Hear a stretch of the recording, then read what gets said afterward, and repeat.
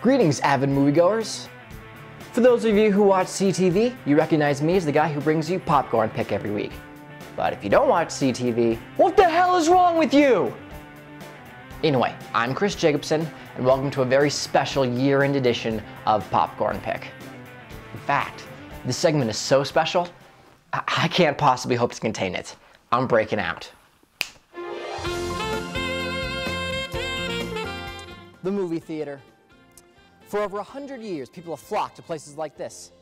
They come for different reasons.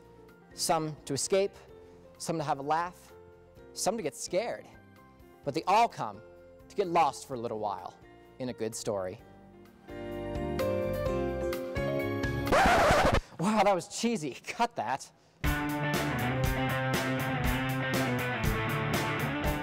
If I may say so myself, 2010 was a relatively weak year for movies. Too many sequels and remakes and not enough of stuff we love.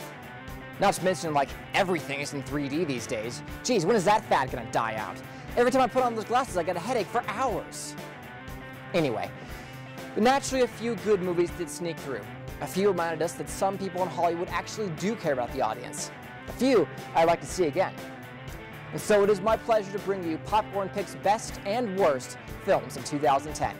We'll start with the worst, because let's face it, they're more fun. So, my number 5 worst movie of the year is Iron Man 2. This movie wasn't so much bad as it was disappointing. A lot of pressure was on this film to match the stellar first part, and it just couldn't deliver. Recasting Terrence Howard with Don Cheadle was a horrible idea, and Mickey Rourke's method acting as the villain is wasted.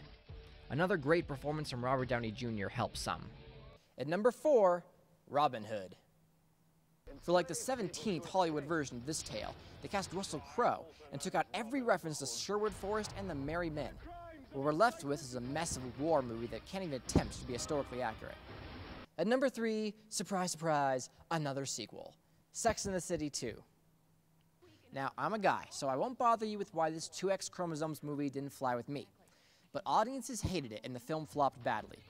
If I had to guess why that is, I'd say that people weren't interested in watching these women splurge on themselves, when in real life, America's going through a financial crisis. At number 2, in the category of unnecessary remakes and unnecessary last-minute conversion to 3D, Clash of the Titans. A one-note performance from Meathead Sam Worthington is just one thing wrong with this badly written Swords and Sandals piece. But even I have to admit, Liam Neeson as Zeus is a genius. Release the Kraken!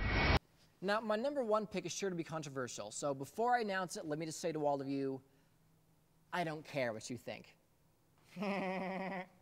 Alrighty, Popcorn Pick's number 1 worst movie of the year is Alice in Wonderland. You'd think Tim Burton would be the perfect director to adapt the famous nonsense novel, but he got it all wrong. Mia Wasikowska is horribly miscast as a very dull Alice, and Johnny Depp just repeats his Jack Sparrow thing for the Mad Hatter, who gets way too much screen time. And what's with the whole she's been to Wonderland before thing? And why are they calling it Underland? The whole film is kind of a mess. Alright, enough of that. Now on to the best films. And number 5 is a recent one, Harry Potter and Deathly Hallows Part 1. The 7th film in the long-running series stands apart from the rest. It's darker, more emotional, and more involved than ever before. Our 3 young stars have grown up splendidly and become first-rate actors. Not a perfect film, but probably the most cinematic of the series, all based on literary works. Number 4 is The Kids Are All Right. This is the best movie that no one saw, but luckily I did. This little indie about a family headed by a lesbian couple has equal doses of heart, tears, and laughs. Cool, I love lesbians. Great. This will definitely be important come Oscar season. And number 3 is none other than the Facebook movie, The Social Network. Jesse Eisenberg breaks out of the Michael Cera mode of acting to play real-life geek Mark Zuckerberg, the creator of Facebook who betrayed his best friend and the people who gave him the idea for the site in the first place. This is the first legal drama targeted at teenagers and young adults. A tough combination to sell, but the film itself is nearly flawless. No top 5 list is complete without a Pixar film, and so it is with me. In number 2, we got Toy Story 3, an equal blast of nostalgia and laughs. This incredibly clever film has our heroes at their most pathetic, but we can't seem to look away. This may not be the best Pixar film. I'm not even sure it's the best Toy Story film, but it's undeniably an animation classic. My choice for number 1 is one of those love it or hate it movies, so depending on who you talk to, you're gonna hear different things. As for me, I think it's a masterpiece. My number 1 best movie of the year is Inception. Christopher Nolan follows up his epic actioner The Dark Knight with this trippy and manipulative tale of dreams. The story is so complex, the film needs to be watched at least twice, which is okay because you want to watch it again as soon as it ends. Brilliant performances all around and visuals make you wonder how did they do that, equal up to an awesome time at the movies. Here's hoping the film gets recognized come Oscar time. I can still feel the sting of The Dark Knight getting snubbed for Best Picture. And just because it's fun, I have an honorable mention, The Karate Kid, because it's sweet, heartfelt, and there's none of this. And of course, a dishonorable mention, Prince of Persia, The Sands of Time. I can just hear the pitch. It's a time travel epic set in biblical times, starring Jake Gyllenhaal with abs.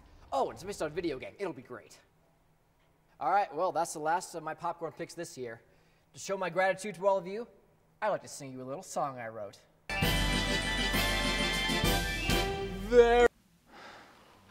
Yeah, so musical sequence got cut. My producer said I sucked at singing or something like that. He's just jealous. Well, anyway, I hope you all enjoyed my choices, and I'll see you next year for your popcorn picks.